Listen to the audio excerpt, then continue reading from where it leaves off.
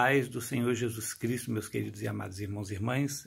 Estamos aqui com mais um vídeo de Teologia Básica, Teoaprenda, gratuitamente, que você pode estudar aqui conosco no YouTube. E se você quiser receber o certificado futuro, do nosso curso, você deverá também se inscrever na nossa plataforma. Aliás, se registrar, Lá chama-se Registre-se. Você deverá se registrar na plataforma que nós vamos colocar aqui abaixo na descrição do vídeo aqui do YouTube, E você poderá então estar assim, depois de cumpridas todas as etapas, e inclusive a prova que nós vamos ter, você terá então o seu certificado. E também eu gostaria de sugerir a todos que estão estudando conosco que, se quiserem, podem anotar para ficar melhor e mais didático. Podem anotar num caderno, Se você ainda não tem um caderno, arrume um caderno.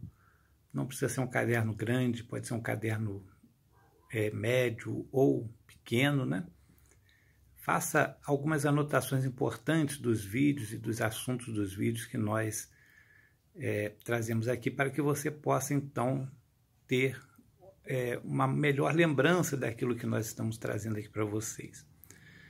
Então, deixo aqui essas dicas para vocês. Vamos, então, iniciar. Hoje nós vamos falar sobre como surgiu a igreja. É o assunto de hoje na matéria de eclesiologia. Lembrando que esta é a 5ª aula do nosso curso. Vamos lá. Como surgiu a igreja? A igreja, segundo o Evangelho de Mateus, foi fundada por Jesus. Fundada quer dizer formada também, Jesus escolheu os seus discípulos e, assim, reunindo-os,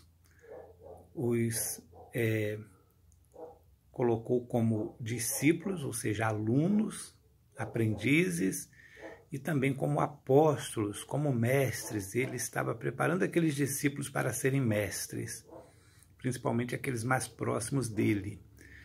E assim foi começando a surgir o que nós chamamos de igreja, que o próprio Jesus chamou de igreja ainda no seu tempo embrionário, digamos assim, quando ele estava começando, ou no meio mais ou menos do seu ministério, Ele chamou os seus discípulos e disse: esta é a minha igreja, sobre a qual as portas do inferno não prevalecerão sobre ela. Então Jesus falou isso para os seus discípulos e disse que essa era a sua igreja. Todos os discípulos faziam parte dessa igreja, todos os que creem fazem parte desta igreja. Então, em Mateus, capítulo 16, versículo 16 a 19, está esse texto, Depois nós vamos ver se nós conseguimos ler,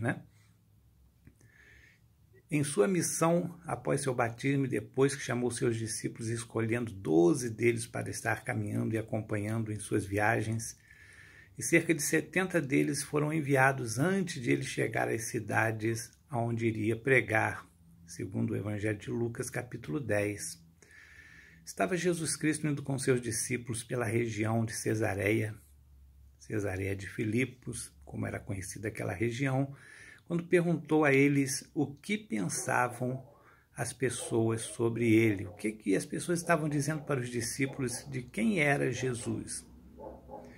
E a resposta dos discípulos foi: uns dizem que tu és João Batista, outros dizem que tu és Elias, outros dizem que és Jeremias, ou um dos profetas. Ou seja, eles pensavam que Jesus era um profeta que ressuscitou, ou o próprio João Batista, que possivelmente estaria ressuscitado ou retornado à vida. Ao que Jesus perguntou: e vocês, quem dizeis que eu sou? Quando, nesse momento, o apóstolo Pedro imediatamente disse: Senhor, tu és o Cristo, Filho do Deus vivo. A essa resposta, Jesus disse as seguintes palavras, e distintas e notórias palavras do Evangelho. Tu és Pedro, e sobre esta pedra edificarei a minha igreja. Ou seja, Jesus estava chamando Pedro, que significa pedra, rocha, pelo seu nome, e disse que aquela pedra que foi a resposta de Pedro, dizendo que Jesus era o Cristo, sobre esta pedra de Pedro, ele colocaria ou edificaria a sua igreja. Era a base para a edificação da igreja. Jesus Cristo, o reconhecimento de Jesus Cristo como Filho de Deus. Então, de repente, vai passando o tempo, aquele grupo selecionado por Jesus Cristo vai crescendo, né? Passa a ter muitos outros discípulos em todas as partes da Judéia, inclusive em outras partes do mundo até, né? Jesus, ele teve uma fama que correu mundo afora, né? E as pessoas vinham para ouvir as suas mensagens de longe, inclusive pessoas estrangeiras, como, por exemplo, a mulher cananeia ou Ciro-fenícia.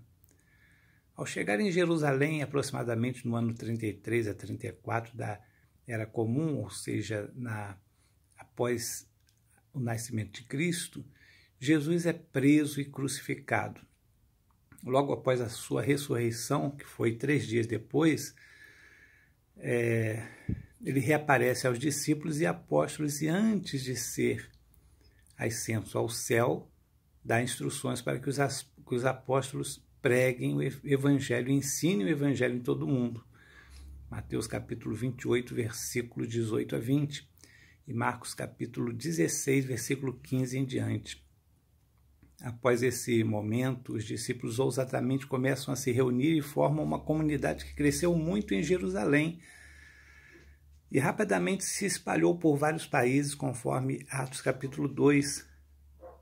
Foi o derramamento do Espírito Santo sobre os apóstolos e discípulos, né? E dali em diante, como ali haviam pessoas de todas as nações conhecidas daquela época, as mais conhecidas nações estavam ali presentes, pessoas representavam aquelas nações, estavam ali e viram o acontecimento, se converteram e espalharam o evangelho nos seus países. Foi aí, em Atos capítulo 2, que no dia de Pentecostes, 50 dias depois da Páscoa, a igreja tem o seu início, digamos assim, oficial. Selada pelo Espírito Santo essa data, né? A data do Pentecoste, que é o início do surgimento da igreja, uma instituição humana, mas também divina. E essa igreja se espalhou rapidamente, né? Então, essa comunidade que foi iniciada lá em Jerusalém, ela se chamou igreja, o próprio Jesus chamou de igreja, né, anteriormente, e agora ela ficou sendo conhecida, essa comunidade, como igreja, ou como o caminho, ou a seita dos nazarenos, né? Ou do Nazareno.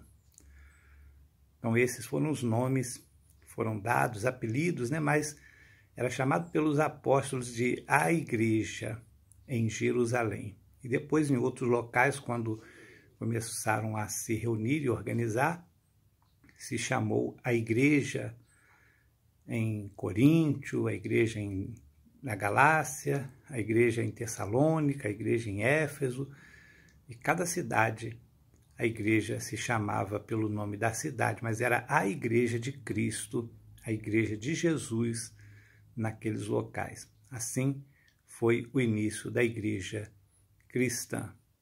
Deus te abençoe.